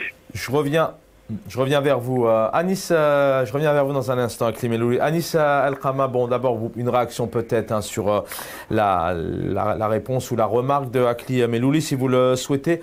Il nous reste 20 minutes. J'aimerais aussi avec vous évoquer, puisqu'on l'a évoqué sur ce plateau, on est en pleine campagne électorale en France, du moins les candidats. Ils vont aussi avoir un rôle à jouer avec leurs électeurs. Leurs électeurs, je le disais, il y a énormément de Français d'originaires du monde entier, j'ai envie de dire. Bon, on s'intéresse beaucoup au Maghreb, et notamment ici, il y a une question algérienne. On a vu tout de même que cette révolution, elle est là maintenant depuis plusieurs mois, 3 ans maintenant. Et on voit tout de même que on a eu un président de la République qui a eu du mal à s'exprimer, à se positionner. Marie-Georges Buffet, seule députée, qui a interpellé à l'Assemblée nationale en disant « Positionnez-vous, exprimez-vous sur ces détenus, par exemple ». J'aimerais avoir votre réaction là-dessus, puisque c'est aussi peut-être un moment important pour les candidats, peut-être là de s'affirmer, puisque je le disais, il y a un électorat qui pourrait leur apporter des voix. Et là, il n'est pas question effectivement de dire pour qui voter, ce n'est pas du tout le but. Alors, pour être tout à fait clair et pour clarifier les choses, je ne suis pas du tout là pour donner des leçons ou pour dire sur qui voter, ou pourquoi voter, ou est-ce qu'il faut... Je donne juste un avis d'un compatriote algérien qui discute avec vous et qui donne son avis, surtout qui a un axe différent, puisque moi, je vous l'ai dit, ça fait que 12 ans que je vis en France, donc je n'ai pas le même vécu que vous, donc ça serait peut-être intéressant d'entendre ma vision des choses. Sinon, par rapport au fait que M. Melouli ait combattu l'article 51, oui, c'est possible. J'en suis même sûr, mais on se connaît un peu dans le milieu de la diaspora. On sait qui fréquente les milieux de l'ambassade et les milieux de la dictature algérienne à l'extérieur. Bref, on ferme la parenthèse. Donc, manifester contre l'article 51 ne fait pas de vous quelqu'un qui milite pour la démocratie en Algérie. On a même vu le contraire de la part de vous et des gens qui sont autour de vous. Donc, pour revenir au sujet initial, moi je vais citer juste une chose, c'est que si vous allez sur le site de l'Office française de l'immigration et de l'intégration, vous pouvez faire le test tout de suite. Vous allez voir que dans les textes de loi figure la préférence nationale. Tout le monde parle de préférence nationale. Les gens d'extrême droite en font leur credo, disent que les emplois français doivent revenir en français. Mais, comme on dit en Algérie, c'est déjà existant. Donc, je ne vois pas ces fascistes ce qu'ils feront d'autre chose en termes de préférence nationale.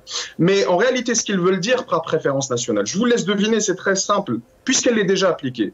Puisqu'une personne qui est étrangère, comme moi, il doit prouver, quand il va postuler un emploi pour faire un changement de statut après ses études, il doit prouver que cet emploi-là, il y a eu 20 Français qui ont envoyé 20 CV, ils n'ont pas été acceptés. Et ensuite, je crois, 10 ou 15 Européens, ils n'ont pas été acceptés pour qu'on vous embauche vous-même. Et les conditions sont extrêmement drastiques. Donc, la préférence nationale est déjà appliquée.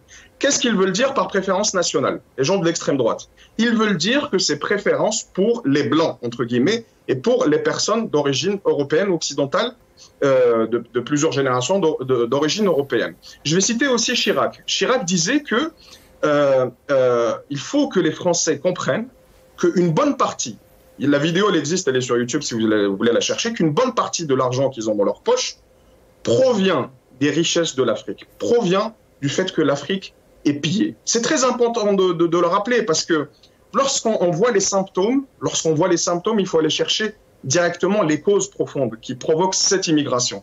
C'est la guerre et c'est la famine qui, entre autres, résultent des prédations des entreprises comme Bolloré qui s'accapare toute l'Afrique de l'Ouest et comme ces grands capitalistes-là. Sur cette description-là, sur cette analyse-là, qui, il est clair, se rapproche des analystes que font nos camarades marxistes, elle est intéressante, elle est surtout réelle. Les gens partent parce qu'ils n'ont plus moyen de vivre dans leur continent, surtout le continent africain. Après, sur le positionnement, est-ce que parce qu'on fait une analyse de gauche, disons, qui est réelle de cette prédation-là des entreprises occidentales sur le continent africain, on doit forcément pousser nos jeunes à être au Parti communiste, etc. Moi, je suis un peu plus nuancé sur ça. Je vais dire que combattons le grand capital mondial, mais en même temps, faisons-nous un peu d'argent. Faisons-nous un peu d'argent parce qu'on ne respecte que les personnes qui sont respectables. Parce que les Occidentaux ne respectent uniquement les communautés organisées et respectables. Et si on me traite de tenir des propos qui justifient l'extrême droite, eh ben c'est l'extrême droite qui a commencé. Moi, je lui réponds uniquement en disant que ce n'est pas nous qui avons envoyé une petite invitation avec un cœur à Bolloré pour venir piller nos richesses. Ce n'est pas nous qui avons demandé à Areva d'aller dans nos pays. Donc, il faut tenir un discours de fermeté. Et ça ne m'étonne pas que les personnes qui ne sont pas d'accord avec ce discours sont avec le PS. Est-ce que le PS est un parti de gauche? Est-ce qu'il est encore un parti de gauche? Non, il est un parti pour l'establishment français qui soutient l'establishment algérien. Il faut rappeler que ce n'est pas par hasard que les personnes qui tiennent ces propos-là pro-establishment français sont aussi pro-dictature algérienne et on sait qu'ils traînent dans les cafés avec les gens qui sont proches de l'ambassade. On se connaît à Paris, on ne va pas se raconter des histoires. C'est malheureusement pas alors peut-être qu'Aklim Elouli vous répondra tout à l'heure, mais c'est malheureusement pas la question ce soir. Est-ce que le Parti socialiste est un parti de gauche? Je vous laisse finir. J'aurais aimé bien vous entendre. Oui. Je vais juste revenir sur sur la question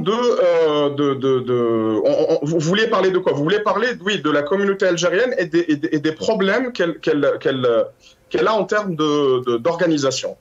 Moi, je pense que c'est lié... La question, oui. Alors, je vais vous laisser répondre là-dessus, mais en fait, sur cette partie-là, on a aujourd'hui une révolution qui est présente avec, entre autres, mais il n'y a pas tout le monde tout le monde n'est pas dans la rue, en tout cas, toutes les Français d'origine algérienne ou entre autres ou tunisienne, parce que ils manifestent aussi, ils sont pas tous dans la rue, mais ils sont là, ils sont nombreux et ils vont aussi, certainement quelque part pour un certain nombre d'entre eux peser, ils pourront peser dans l'électorat et on a aujourd'hui tout de même des responsables politiques, des candidats qui sont assez discrets, silencieux, timides quant à ce qui peut se passer dans certains pays comme la Tunisie, énormément l'Algérie notamment. On a vu des responsables politiques français se rendre en Algérie où il y a eu un silence total sur ces détenus. Je voulais avoir votre avis là-dessus, Anis El Khama, avant de poser les mêmes questions aux autres invités.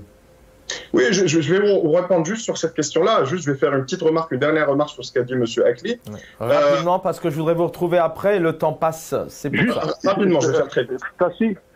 Avoir une solution de repli n'est pas contradictoire avec le fait d'aimer son pays.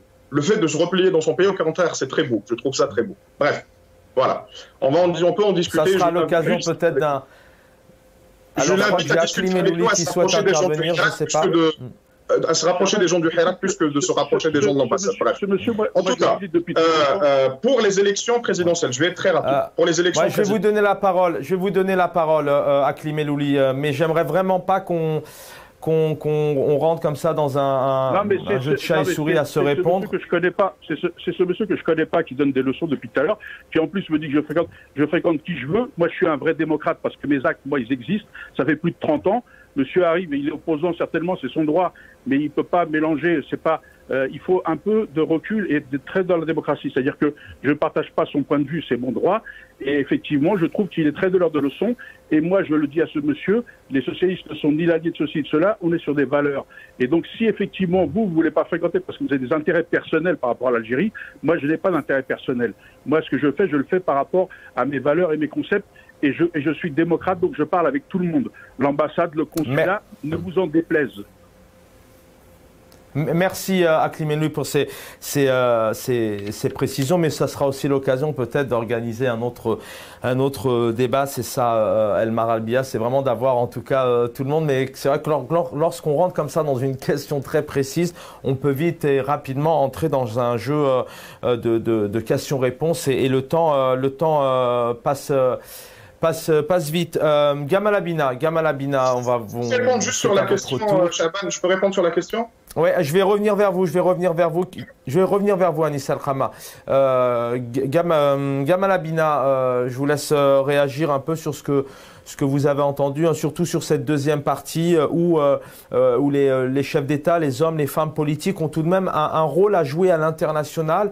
Parfois, il y a un manque de positionnement quant à certaines situations économiques, certaines situations d'environnement, de santé, des situations de détenus politiques, de démocratie aussi. On sait que la France est un pays démocratique, en tout cas reconnu tant que tel, et on ne peut pas le nier. Il y a tout de même une démocratie, une belle démocratie en France, même si tout n'est pas bon, il reste encore beaucoup de travail, mais on voit notamment des patrons, des hommes et des femmes politiques qui ont beaucoup de mal à se positionner, alors qu'il y a tout de même une population originaire notamment d'Algérie en France. Est-ce que les politiques, les candidats n'ont pas tout à gagner justement maintenant en essayant sans faire d'ingérence, de se positionner par exemple? Politiquement, par rapport au pays d'origine, c'est un débat qui va être un peu long à mener. Et je vais répondre simplement que la France et l'Algérie sont deux pays qui sont en défiance permanente. Et les intérêts partagés, convergents, divergents. Et ce n'est pas vraiment le rôle des responsables politiques que de prendre une position sur l'Algérie, je pense. Ils n'ont pas à le faire parce que de toute façon, quoi qu'il arrive, ce serait mal perçu. Mais en revanche, effectivement, sur le principe de la démocratie... Non, mais de dénoncer parfois, de dénoncer, enfin, il y a quelques députés qui l'ont fait. Bon, précisément, clairement, Marie-Georges Buffet l'a dit clairement, mais sans ingérence. Lorsqu'on sait tout de même qu'il y a, on a une population dans notre pays, notamment par exemple algérienne, on peut imaginer un ministre des Affaires étrangères, un chef d'État. Alors il s'est plutôt plus ou moins exprimé, hein. Il a plus ou moins avancé en parlant de système politico-militaire, mais ça pourra aller dans leur sens, j'ai envie de vous dire, Gamal Abina, sans faire de la récupération politique, c'est pas le but, hein. Mais en tout cas il y a une question qui se pose. La récupération politique, là, on va parler de choses qui fâchent, mais bon, c'est des réalités. Je disais tout à l'heure qu'on était faibles. Je parle de nous, les Maghreb, en France. Nous sommes faibles parce que, on prend l'exemple du CFCM qui est d'être balayé de façon pathétique par l'État français qui considère que l'islam consulaire n'a pas le droit de citer en France, ce qui est logique dans l'absolu. Le Conseil français du culte musulman, le CFCM. Absolument. Donc, il était balayé par M. Darmanin. M. Darmanin fait beaucoup de balayage en ce moment. Il s'est débarrassé du CCIF, il s'est débarrassé du CRI, il s'est débarrassé de pas mal d'organisations qui le gênaient. Parce que la France veut avoir une sorte de contrôle, et c'est une vieille tradition française coloniale, hein, de contrôle sur ces populations dites musulmanes. Je dis musulmanes parce que c'était le terme consacré en Algérie. Maintenant, il y a plusieurs choses qui ont été évoquées à l'instant et j'aimerais les prendre. La question qui vient d'être évoquée sur notre ami algérien, sur le fait de dire qu'il y a un pays de repli, il n'a pas tort là-dessus, et je ne partagerai pas pour le coup l'analyse de Aklim Enlouy, qui est un ami qui a un problème là-dessus, parce que c'est quelqu'un d'optimiste, et son optimisme, je ne le partage pas du tout. Oui, effectivement, c'est un pays de repli, mais pas seulement. C'est un pays qu'on aime, et c'est un pays qu'on va voir décoller. Et nous tous, ici, pas une personne sur ce plateau prétendra le contraire. Il rêve de voir l'Algérie comme on voit les victoires au foot ou les défaites, ça arrive, mais on est tout de même algérien quoi qu'il arrive. Il rêve de voir ce pays se développer. Et je pense que les plus fragiles d'entre nous, les Algériens qui ne réussissent pas à s'en sortir en France, doivent impérativement, j'ai bien dit impérativement, investir, et c'est un message que je passe de façon solennelle, en Algérie. Ils doivent apporter leur qualité, leurs compétences dans ce pays qui est le leur, qu'ils le veuillent ou non. Tous les jours, on leur rappelle leur origine, et à la limite, c'est pas plus mal. Ça rappelle qu'on est français par statut de droit, tout simplement. On est français parce que le droit nous y autorise, parce que c'est une citoyenneté. Mais la francité, c'est pas une race, c'est une citoyenneté. On distingue la citoyenneté de l'aspect ethnique. Les politiques aujourd'hui veulent ethniciser le débat. Je fais une distinction. Je suis citoyen de ce pays et je suis algérien de cœur et j'aime ce pays plus que tout au monde parce que c'est le pays qui a libéré, rappelons-le, l'Afrique. Alors quand on veut investir chez nous, il faut le faire et j'invite tous les Algériens de cœur à investir même pour n'importe quelle activité. De toute façon, ce sera une victoire pour nous. Ensuite, concernant le capitalisme, on en a parlé il y a 2 secondes. Enfin, on sait très bien tout de même, parfois on peut dire qu'on est un peu privilégié de là où on est, mais on sait très bien aujourd'hui qu'il est très compliqué, mais on en parle tous les soirs, donc je vais fermer la parenthèse, il est très compliqué, très complexe d'investir notamment en Algérie pour toutes les raisons qu'on connaît. Mais oui, l'administration, le système, je suis d'accord. Excusez-moi, je vous coupe un peu, mais c'est parce que c'est important de le rappeler. Si ce n'était que l'administration. Entre autres, on s'est compris. Mais quoi qu'il en soit, avec la corruption et la gabegie habituelle, mais quoi qu'il en soit, quand on aime quelqu'un, on se bat pour lui. Quand on aime sa nation, on se bat pour elle. Et en l'occurrence, c'est vrai que vous avez 6 mois de galères administratives, de corruption, de tout un tas de systèmes qui nous font des barrages. Mais un homme courageux ou une femme courageuse doivent dépasser ça parce que, in fine, j'ai beaucoup d'amis qui l'ont fait, ils ont réussi à investir. Ensuite, entre les difficultés qu'on rencontre là-bas, qui sont des difficultés d'ordre, vraiment c'est du sabotage organisé, et les difficultés que certains rencontrent ici en France à ne même pas trouver un emploi alors qu'ils sont qualifiés, je le précise, ce ne sont pas des voyous ou des délinquants, eh bien vaut mieux ces difficultés tout de même. Mais pour revenir à nos moutons, tout à l'heure on a parlé de capitalisme. Le capitalisme, c'est pas un morceau ou un système, c'est plusieurs éléments. Il y a tout à l'heure un clip, faisait référence au capitalisme de finance. Il a confondu un peu les deux, malheureusement. Il y a le capitalisme financiarisé qui effectivement privilégie l'actionnaire et c'est celui qu'on doit combattre. On appelle ça la finance internationale qui se fiche complètement des entreprises ou des intérêts des nations. Et le capitalisme français qui est particulier, il est double. Il y a un capitalisme familial, privatif, qui n'ouvre pas le capital au marché financier, et un capitalisme financiarisé. Eh bien, il y a aussi le capitalisme de travail. Et celui-ci, je le respecte. Le petit entrepreneur ou le moyen entrepreneur qui crée de l'emploi, mais qui ne rentre pas dans la spéculation financière des capitaux, celui-ci mérite d'être protégé. Et en Algérie, on doit pérenniser cette idée du capitalisme de travail. C'est une notion qui, malheureusement, a déserté les esprits aujourd'hui, mais qui doit être valorisée. Pour finir sur la question du vote, vous aviez évoqué le vote tout à l'heure, les Arméniens sont organisés depuis 100 ans après ce qu'ils appellent le génocide arménien, donc un massacre de masse en Turquie. Ils sont organisés parce qu'ils ont été massacrés, et de façon évidente, et ils ont été reconnus comme étant massacrés, et comme une grande communauté qui s'est réfugiée en France avec un pays qui est fort derrière et qui les soutient.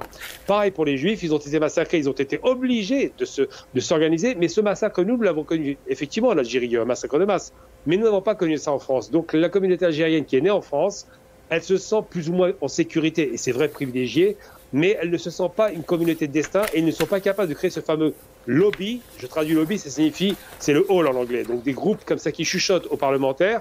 On n'a pas d'organisation structurée parce que malheureusement, on est individualisé. On a pris la culture de l'individualisme occidental, et ça a été poussé à l'extrême en France avec la négation de ce qu'on appelle la communauté. Puisque l'État ne reconnaît qu'une seule communauté, c'est la communauté nationale. Et donc pour cela, si on voulait organiser des lobbies maghrébins ou algériens, comme l'étoile nord-africaine, par exemple, a voulu le faire, eh bien, on aurait un poids, et c'est ça qui intéresse les politiques. C'est le poids déterminant du vote. Si on pèse au niveau électoral, ils nous écoutent. Nous ne pèsons pas, ils ne nous écoutent pas. Et malheureusement, on se rend bien compte, effectivement, dans les listes d'émargement, que nous ne pèsons pas. Donc, c'est un travail à faire sur ces communautés pour qu'ils existent sur le plan électoral. La politique est un rapport de force. Gamal Hamida, merci d'avoir été avec nous. Lamia Kerouani. Une réaction, on arrive à la fin de l'émission un peu sur ce que vous avez entendu. Alors pour être... Je ne fais pas de questions car le temps passe vite. Oui, pour être honnête avec les téléspectatrices et les téléspectateurs, pour ma part, je ne suis ni d'origine algérienne, ni binationale d'ailleurs. Mais ça ne m'empêche pas que j'ai des attaches avec le Maghreb et que je suis très attachée en Algérie par mes liens familiaux que je peux avoir. Aujourd'hui, moi, il est important qu'on recentre le débat en disant il nous faut nous préoccuper de ce qui se passe sur l'international et pas que en Algérie, en Tunisie, au Maroc, mais de manière globale. Moi, ce qui m'importe, c'est qu'aujourd'hui, qu'on se concentre et qu'on se batte pour celles et ceux qui souffrent au quotidien d'un système de domination, de parler de lutte et de parler de nos luttes qu'on peut mener ensemble, localement, nationalement, internationalement. Parce que, bien sûr que c'est important de ce qui se passe en Algérie aujourd'hui, évidemment.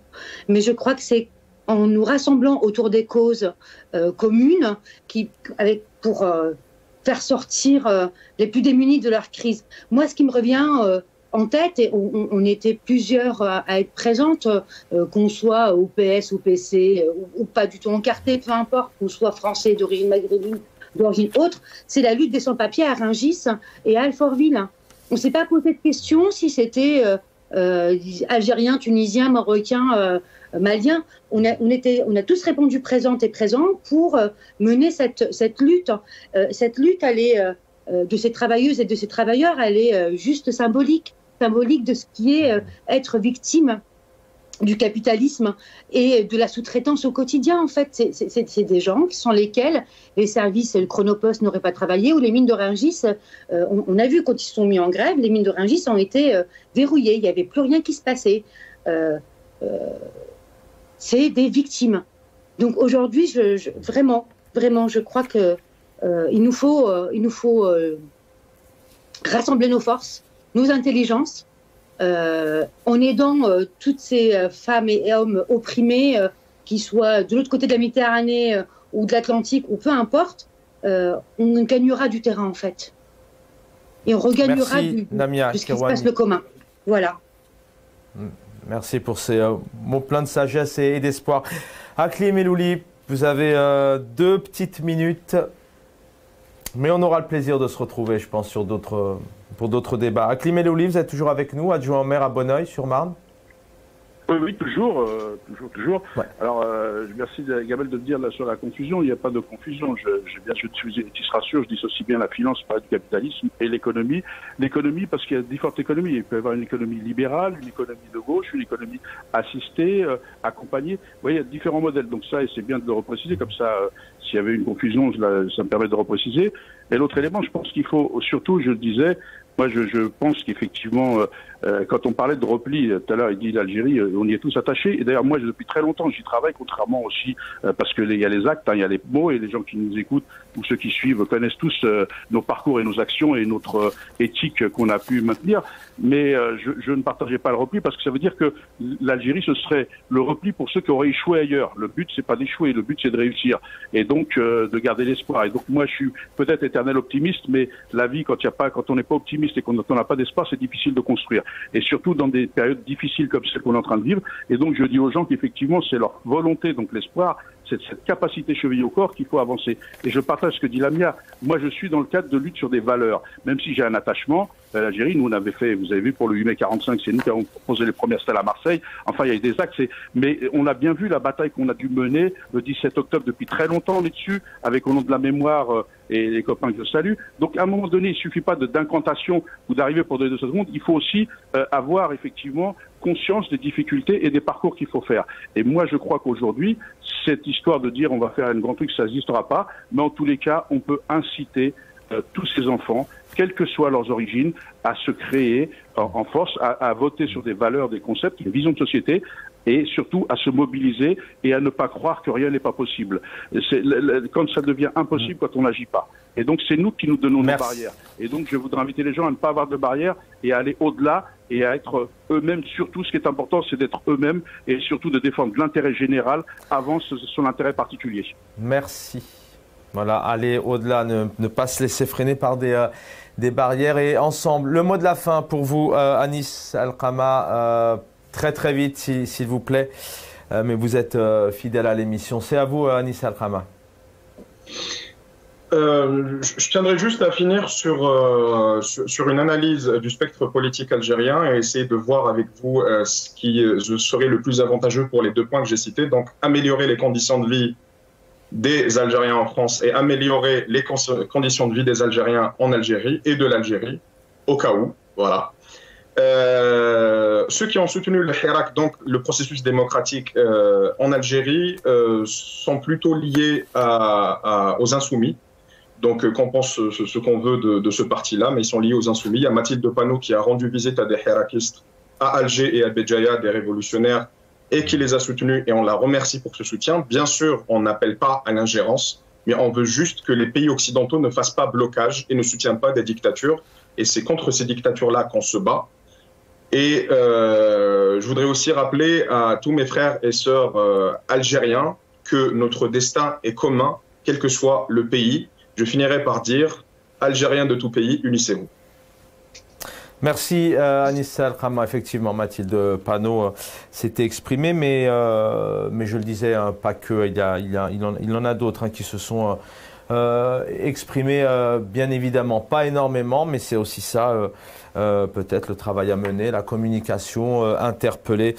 Présidentielle 2022, donc une campagne sur fond d'immigration, notamment de sécurité, d'islam. Lamia Kirouani, merci d'avoir été avec nous, conseillère départementale du Val-de-Marne, Parti communiste français. Gamal Abina, porte-parole du mouvement des droits civiques. Anis El-Khama, psychologue, analyste politique. Et merci à Akli Melouli, encore une fois, d'avoir répondu à notre invitation. Adjoint au maire à Bonneuil-sur-Marne, au Parti socialiste. Je vous souhaite une très belle soirée. Demain, vous retrouverez Jamaldine Benchenouf à 18h30. Merci à l'équipe technique d'avoir réalisé cette émission. Je vous souhaite une très belle semaine et à très vite.